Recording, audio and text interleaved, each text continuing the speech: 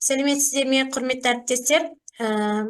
Бүгінгі нөмірі 178 мектеп гимназиясының ағылшын тілі пән бірлестігінің жетекшісі Сейткерім Жансай Мержанқызы боламын. Бүгінгі біздің ағылшын тілі пән мұғалімдерінің өздерінің авторлық пән бағдарламасын тарату вебинарына, қалалық вебинарына қош келдіңіздер.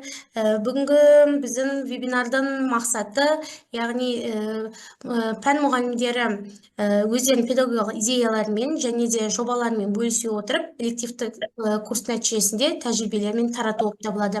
Ең бірінші өзінің авторлық бағдарламасының тәжірибесін тарататын ағылшын тілі пән мұғалімі Татиева Жұлдыз Камалханқызы.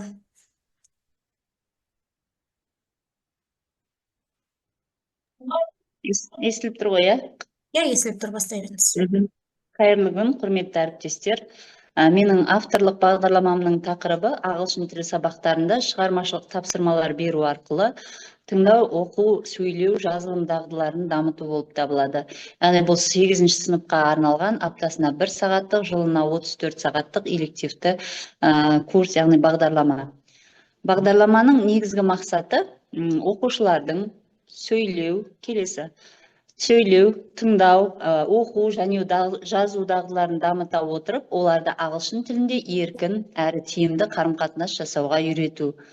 Оқушыларға әртүрлі тақырыптарда өз ойларын анық және нақты жеткізе білуге, пікірін білдіруге мүмкіндік беру.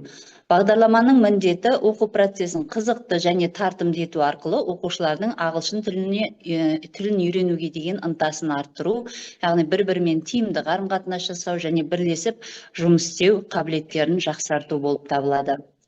Күтілетін оқу нәтижелері: оқушылардың сөйлеу дағдылары жетілдіріледі, олар ағылшын тілінде өз ойын еркін анық жеткізе алады, өзара мұғаліммен ағылшын тілінде қарым-қатынас жасай алады. Оқушылар проблемаларды шешу, жаңа идеяларды ұсыну қабілеттері оқушылардың дамиды және де тіл үйрену процесіне деген қызығушылығы жоғарылайды, олардың сабаққа белсенділігі артады деп білеміз.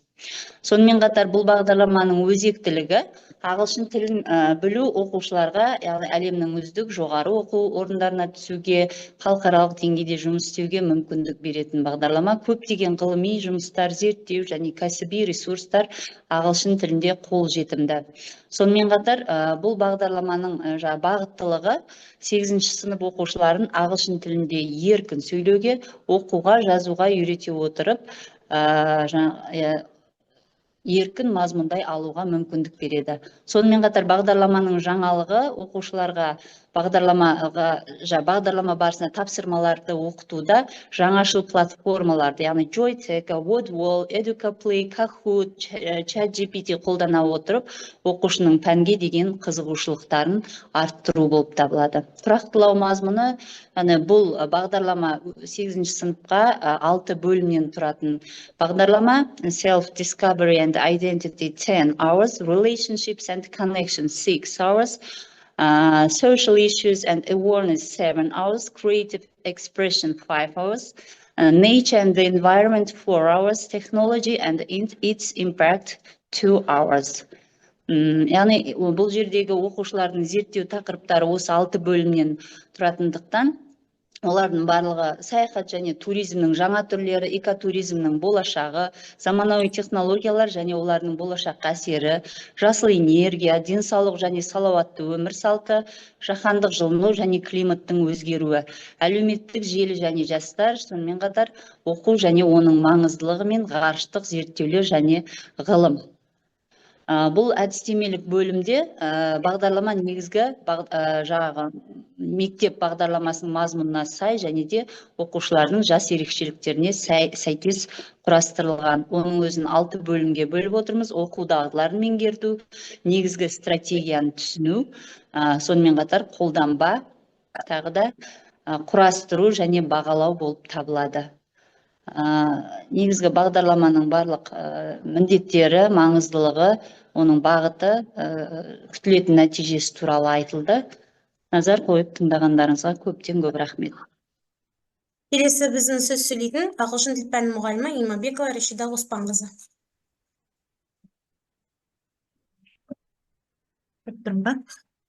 Сәлеметсіздер ме, құрметті әріптестер? Менің тақырыбым шет тілдерін үйретудегі Сылтыма? Шет тілдерді ойын арқылы меңгеру. Мен өзіме 8-ші сыныпта алдым. Жалпы жылға 24 сағат.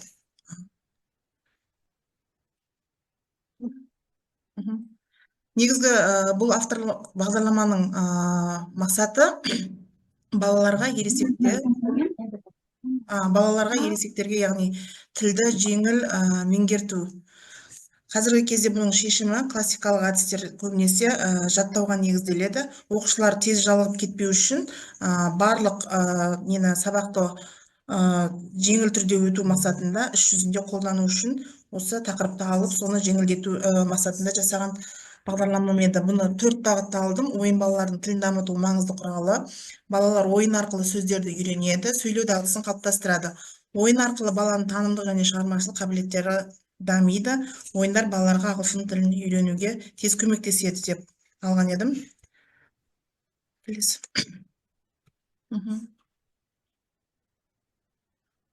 Жоқ, бұны сөйлей бер болды. Негізі ойынның балалардың тілін дамытуға әсері. Ойындар балаларға жаңа сөздерді үйретіп қана қоймайды, оларды бір-біріне қарым-қатынас таратуға мүмкіндік береді. Яғни бұл авторлық бағдарламаның негізгі қорытындысы, ойын бұл тіл үйренудің қуанышты әрі тиімді әдісі. Балалар ойын арқылы білім мен дағдыларын игеріп, ағылшын тілінде еркін қарым-қатынас жасайды деген түйіндеме түйгім келеді. Сонымен қатар авторлықпен қоса мен өзімнің әдістемелік құралымды алған едім. Яғни оның тақырыбын ағылшын тілін оқытуда оқушылардың сөйлеу дағдысын қалыптастыру мақсатында әдістер мен жаттығуларды пайдалану. Ұстаз үйретуші және білім көзі емес, үйрену процесін ұйымдастырушы, менеджер үйренуге жағдай жасаушы. Бұл ұстанымын шәкірт өздігімен үйрену керек деп қалыптастырып айтып кеткендегідей, ағылшын тілін негізгі мақсаты оқушыларға тіл үйрету болғандықтан жұмыс сөз үйрету болып табылады. Бұл әдістемелік нұсқаулықта мұғалім оқушыларға грамматикалық тапсырмаларды түрлендіріп беру қажет, мазмұнды суреттермен жұмыс ұйымдастыру қажет, оқушыларды топқа бөліп өзара сөйлестіру қажет, және де сонымен бірге белгілі бір тақырыпта берілген әңгімені жалғастыру қажет деген түйіндемеге келдім. Ойымды қорытатын болсам, қазіргі таңда жаңа ақпараттық технологияларды оқушылардың ағылшын тіліне деген қызығушылығын арттыру құралы ретінде қолдану өте тиімді. Жаңа ақпараттық технологияларды енгізе отырып, оқушыларды жаңа грамматиканы, болмаса тағы да басқа шығармашылыққа үйрету мақсатында ойын түрінде жеңілдетіп өтсек деген ұсыныс тастағым келеді сіздерге. Зейін қойып тыңдағандарыңызға рахмет. Келесі біздің ұстазымыз сөз кезегі өзіңізде, өзіңізді таныстырып өтсеңіз.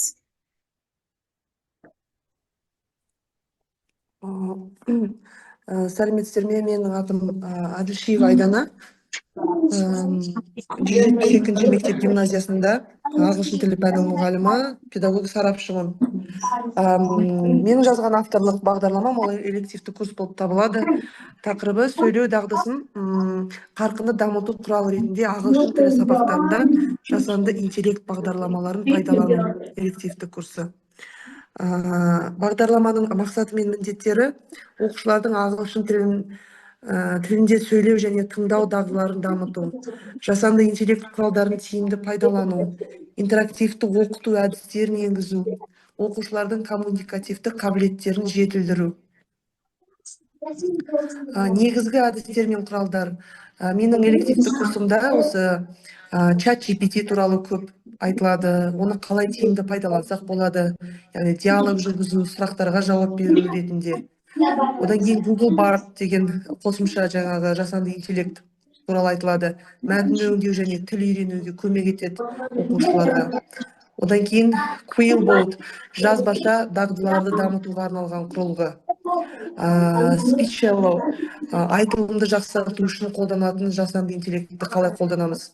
Одан кейін геймификация түрлеріне Quizzes, өзіміз білетін Wordwall және Learning Apps'ты қолдану айтылады. Енді бұл жаңағы бағдарламаларды қолдану барысында күтілетін нәтижелер қандай болады? Оқушылар ағылшын тілінде сенімді сөйлеуді үйренеді, тыңдалым дағдылары күшейеді, акценттерді ажырата алады, интерактивті тапсырмалар арқылы қызығушылық артады. Жасанды интеллект көмегімен жеке оқу стратегиясын әзірлейді екен. Яғни осыны біз күнделікті болмаса да мүмкіншілігі бар сабақтарда қолдансақ дұрыс болады деп ойлаймын. Енді портқа келгенде жасанды интеллект арқылы ағылшын тілін меңгеру ол біздің заманауи тиімді әдісіміз болып отыр. Көп жаңағы қазір курстар бар, соның бәрін меңгеріп сабағымызға енгізуіміз қажет. Одан кейін интерактивті платформалардың оқушылардың мотивациясын арттырып, олардың білім сапасын жақсартады. Себебі өзіміз әр сабағымыздан байқаймыз, жаңағы бір күн платформасыз немесе приложениясыз сабақ өтсең, оқушылар жаңағы қызығушылығы азайып, сондай болып отырады. Және де бір айта кететін нәрсе, оны көп те қолдануға болмайды, ол қауіпті, себебі оқушылардың өздерінің еркін дамуына, ойларын жетік айтуына да кедергі келтіруі мүмкін. Яғни саралап, қандай кезде біз оны қолдану керекпіз, қолданбау керекпіз, сол туралы жазылған авторлық бағдарламада. Көбінесе мына 5-6 сыныптарға пайдасын тигізеді осы жасанды интеллект бағдарламалары. Бұл әдіс болашақта тіл үйренудің ажырамас бөлігіне айналады деп ойлаймын. Назарларыңызға үлкен рахмет. Рахмет үлкен. Келесі сөз кезегі ағылшын тіл пәні мұғалімі Әлімхан Фаризаға беріледі.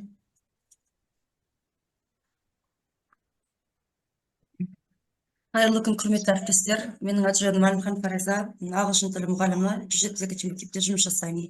Менің элективті курсымның тақырыбы ағылшын тілі пәнін жаңа технологияларды сабақтастыру арқылы оқушылардың білім сапасын арттыру, шығармашылық қабілеттерін жетілдіру болып табылады. Және бағдарламаның мақсаты оқушылардың ағылшын тілін меңгеруін жаңа технологиялар арқылы жеткізу, интерактивті әдістермен оқу процесін қызықты әрі тиімді ету, оқушылардың шығармашылық және аналитикалық ойлау қабілеттерін дамыту болып табылады. Келесі бағдарламаның міндеттері грамматикалық және лексикалық білімді интерактивті әдістерді меңгерту, онлайн ресурстар мен мультимедиалық материалдарды тиімді пайдалану, аудирование оқу, сөйлеу және жазу дағдыларын дамыту, оқушылардың өз бетімен білім алуын, шығармашылығын ары қарай жетілдіру. Негізгі мазмұнына келетін болсақ, грамматикалық, лексикалық тыңдалым, жазылым және айтылым.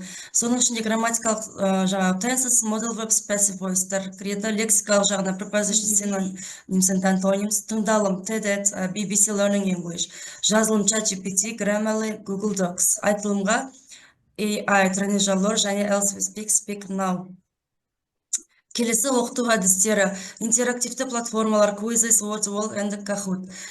Жеке және топтық жұмыс тәсілдері қарастырылады. Онлайн симуляторлар мен мультимедиалық ресурстар, практикалық тесттер мен тапсырмалар орындалған элективті курста. Және осы курстан күтілетін нәтижелер авторлық бағдарламадан.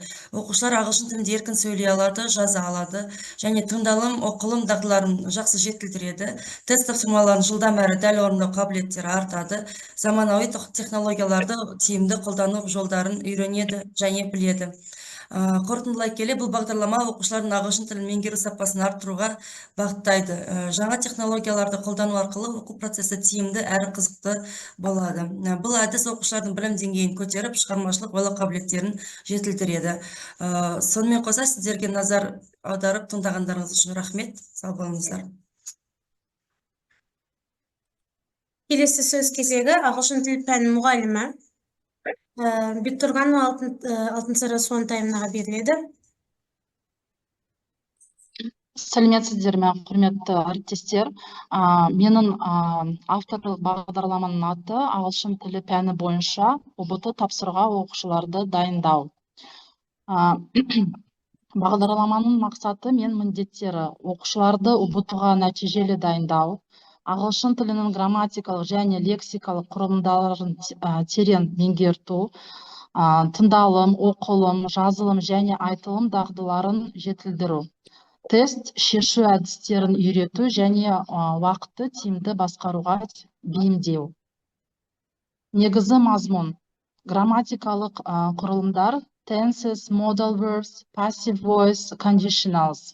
Лексикалық тақырыптар, prepositions, articles, synonyms and antonyms. тестілеу стратегиялары және уақытты тиімді пайдалану және жазылым, тыңдалым, оқылым және айтылым тапсырмалары. Оқыту әдістері менің авторлық бағдарламаның интерактивті платформалар Quiz, Wordwall, Learning Apps, жеке және топтық жұмыс тәсілдері, грамматикалық және лексикалық жаттығулар мен қатар практикалық тест шешу әдістері. Күтілетін нәтижелер менің бағдарламамнан оқушылардың грамматикалық және лексикалық білім жетілдіру, тыңдалым, оқылым, жазылым және айтылым дағдыларын дамыту, ұбыту тапсырмаларын орындау жылдамдығы мен дәлдігін арттыру және сенімділік пен өзіндік реттеу дағдыларын қалыптастыру. Қорытынды. Бұл бағдарлама ағылшын тілін меңгерудің жан-жақты әдістемесін ұсынады, оқушылардың ұбытуға дайындығын жүйелі түрде қамтамасыз етеді және жаңа технологиялар мен оқыту әдістерін қолдану арқылы білім сапасын арттырады. Рахмет сіздерге көп-көп.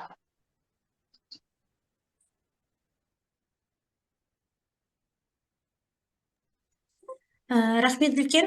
Құрметті әріптестер, бүгінгі авторлық бағдарламаның таратылуы бойынша өз ойларыңызды, пікірлеріңізді комментарийға жазып кетсеңіздер, сонымен қатар қазір вебинар аяқталған соң пән мұғалімдері сіздерге арнайы Google форматтағы жібереді документті, соны толықтырып, өз ізгі тілектеріңізді, пікірлеріңізді білдіріп кетсеңіздер.